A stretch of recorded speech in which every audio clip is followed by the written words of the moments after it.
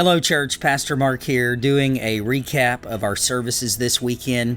It's Monday from where I'm sitting, and Easter has just ended for 2017.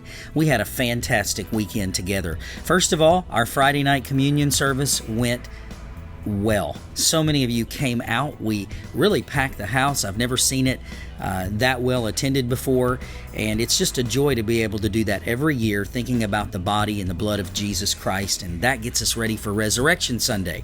This was our 10th year to do it, and I think it's definitely a Keltist tradition, so go ahead and plan on it next year. Good Friday, 6:30 p.m. We'll be doing the Lord's Supper together as well in 2018, Lord willing.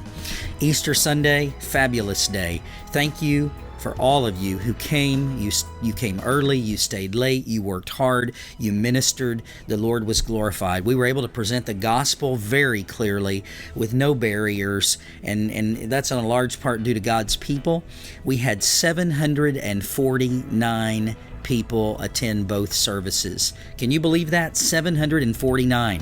We had 432 in the first service and 317 in the second service. And no, we didn't count the choir twice, and we didn't count the pastors twice, and we didn't count the musicians twice. We tried to really do a good job counting. So we're going with the number 749, although somebody said, can't you just round that up to 750?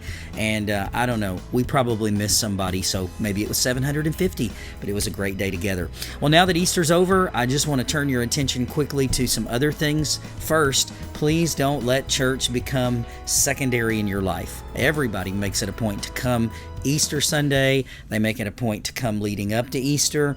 Keep coming. That's our hope. That's our prayer. It's good when we meet together, good when we fellowship. We are going to start 2 services on June the 4th. We're going to start advertising that. You are going to start to see lots of information on the 2 services that we have been promising and we have been planning for. Let me encourage you to do a couple of things. You know, when you go to 2 services, like it or not, it's essentially like you're planting another church. So we're going to ask church members to pray about picking one service that they will go to and be a part of and minister in. So figure out where you want to be. If you want to go to the 8:30 service, or if you want to go to the 11 a.m. service, whatever is better for you. But we just want you to commit to that service and say, that's going to be my gathering with the body as long as we have to do this. Now, let me also say that 2 services is a temporary measure. We don't want to be at 2 services for the next decade. We're doing this now because of space needs. We're doing it now because we feel like that's the wisest course of action. We're trying to be good stewards, but our goal is to get the church body back together. And so as we do the next step and we continue through that process of giving and meeting the benchmarks and going forward, then we are going to hopefully one day, very, very soon, bring the church body back together in one service. So you be thinking about which service is going to be best for you, 8:30 or 11 a.m. Sunday school is going to be moved to 9:50 to 10:40 every Sunday morning. Now, for those of you that like to sleep in and you need a little extra time getting the kids to church, this is going to be a tremendous blessing for you, because you now do not have to be at church till 9:50, and worship will be at 11, and it'll make your day go a little bit easier. For those of you that you've already raised your kids, or you're at a different phase of life, and you are able to get up early and you do better early, it's going to go great for you, because you're going to get here at 8:30, and if you're not staying to serve, then you will be done by about 10:40 each Sunday morning. So it's going to be good. I think it's going to grow our church, and God's going to use it, and we are praying that God will just strengthen all of us through this process. So bear with us. We are trying to work out all the kinks. Be patient with us.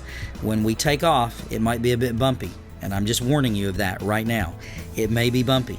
And when we take off initially, people might say, well, I noticed that the first service is full and the second service is not so full.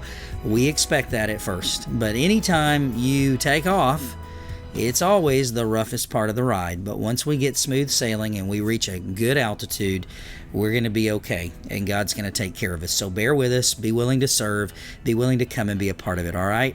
Well, listen, I love you. I love being your pastor. I love these updates. I hope that it's a blessing to you. Happy day after Easter, all right? We'll see you Wednesday for Bible study and Sunday, Lord willing, for church.